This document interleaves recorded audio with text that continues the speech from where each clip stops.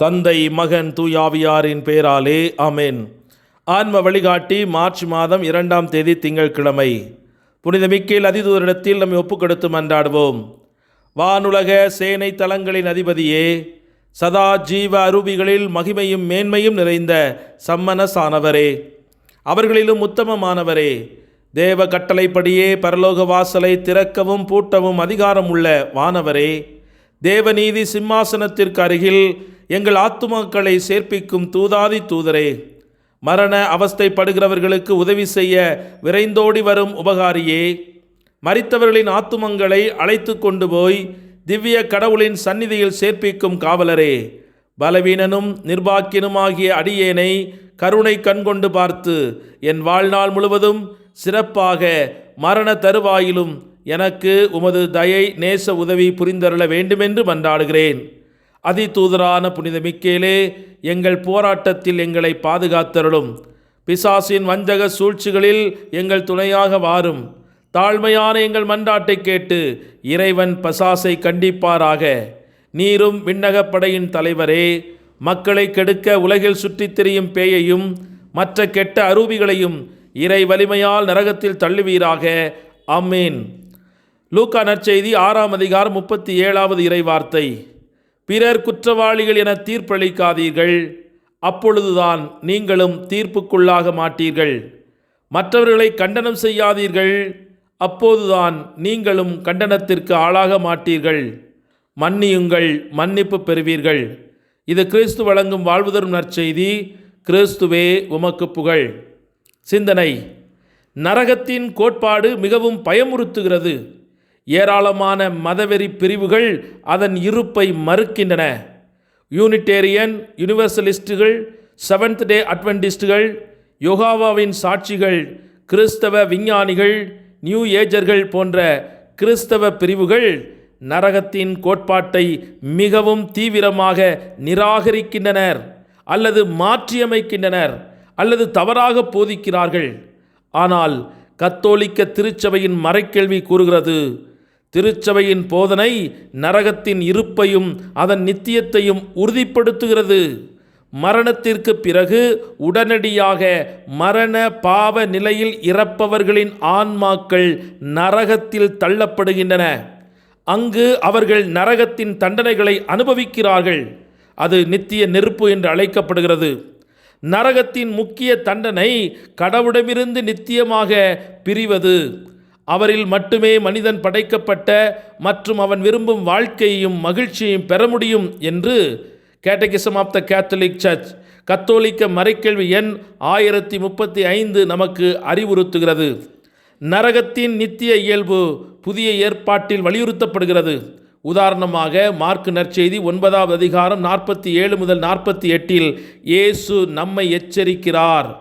2 கண்களுடன் நரகத்தில் தள்ளப்படுவதை விட ஒற்றை கண்ணுடன் கடவுளுடைய ராஜ்யத்தில் பிரவேசிப்பது உங்களுக்கு நல்லது. அங்கே புழு சாவாது, நெருப்பு அணையாது. மேலும் திருவெளிப்பாடு புத்தகம் 14:11 நாம் வாசிக்கிறோம், அவருடைய வாயிலின் புகை என்றென்றைக்கும் எழும்பும். மிருகத்தையும் அதன் சொரூபத்தையும் வணங்குகிறவர்களுக்கும் அதன் நாமத்தின் முத்திரை பெறுகிற எவருக்கும் அவர்களுக்கு இரவும் பகலும் ஓய்வு இல்லை. உண்மையான மக்கள் அங்கு செல்வார்கள் என்று இயேசு நமக்கு எச்சரிக்கிறார். அவர் கூறுகிறார், இடுக்கமான வாயில் வழியே வருந்தி நுழைய முயலுங்கள், ஏனெனில் அழிவுக்கு போகிற வாசல் அகலமானது, வழி எளிதானது, அதன் வழியாக நுழைபவர்கள் பலர். ஏனென்றால் வாசல் குறுகலானது, வாழ்க்கைக்கு போகிற வழி கடினமானது, அதை கண்டுபிடிப்பவர்கள் வெகு சிலரே. மத்தேயு நற்செய்தி 7ஆம் அதிகாரம் 13 முதல் 14 முடிய உள்ள வார்த்தைகளை நாம் வாசிக்கிறோம். தொடக்க கால திருச்சபை தந்தையர்கள் நித்திய நரகத்தின் யதார்த்தத்தை முற்றிலும் உறுதியாக இருந்தனர். நரகத்தில் ஆன்மாக்களை நித்திய காலத்திற்கும் தண்டிப்பது கருணைக்கு எதிரானது அல்ல. இவ்வாறு கடுமையாக பாவம் செய்து மனம் திரும்ப மறுத்து வேண்டுமென்றே கடவுளிடமிருந்து தங்களை திருப்பிக் கொள்ளும் நபர்களை தண்டிக்க வேண்டும் என்று கடவுளின் நீதி கோருகிறது. இது அவர்களின் இறுதி இலக்காகும். ஆகவே மிகுந்த கடின உள்ளத்தோடு ஆண்டவரிடத்தில் திரும்பி வர மனமில்லாமல் பாவத்தில் நிலைத்திருந்து பாவத்தின் சுவையை தங்கள் உடலிலே அனுபவித்து கொண்டிருக்கிற ஒவ்வொருவருக்கும் அணையாத நெருப்பும் அவியாத நெருப்பும் சாகாத புழுவும் தயாராக இருக்கிறது என்பதை நாம் உள்ளுணர்ந்து செயல்படுவோம். நரகம் என்பது நித்தியமானது, உண்மையானது. நேர்மையாக உண்மையாக கடவுளின் இரக்கத்திற்கு தங்களை ஒப்புக்கொடுக்கிற ஆன்மாக்களை தவிர பாவத்தில் கடினத்தில் நிலைத்திருக்கிற எந்த ஆன்மாவும் பரலோகத்திற்குள் நுழைய முடியாது என்பதை நினைத்து இந்த நாளிலே மனதுருக்கத்தோடு இறை இரக்கத்திற்குள்ளாக நம்மை ஒப்புக்கொடுத்து இறை இரக்கம் நம்மை தாங்கி வழிநடத்த வேண்டும் என்று செபிப்போமாக. இயேசுவே எங்கள் அன்பு ராஜனே, உம்மை நன்றியோடு போற்றி துதித்து ஆராதித்து மகிழ்கிறோம். நம்மை உயிர் வாழச் செய்தவர் அவர்.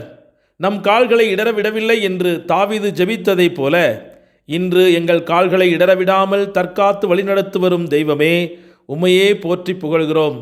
எங்களுடைய இருதயத்தின் வேந்தன் நீர்தான் ஐயா.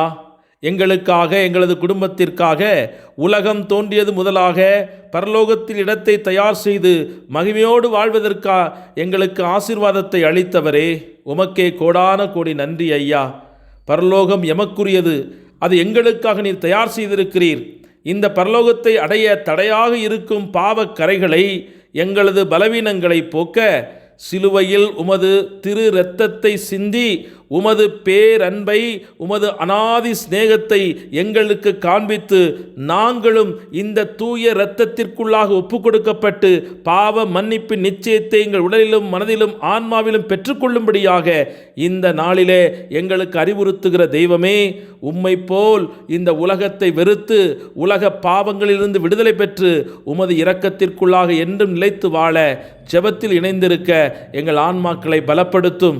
ஆண்டவரே, பல்வேறு வெறுப்பு, பகைமை, காட்டிக் கொடுத்தல்கள் நிறைந்த புண்பட்ட இந்த உலகத்தின் காயங்களுக்கு மருந்தான உமது சிலுவையின் மன்னிப்பை, இரக்கத்தை, தாழ்ச்சியை, பேரன்பை இன்று நாங்களும் கடைபிடித்து எம் பகைவரையும் நேசித்து வாழ அருள் தாரும்.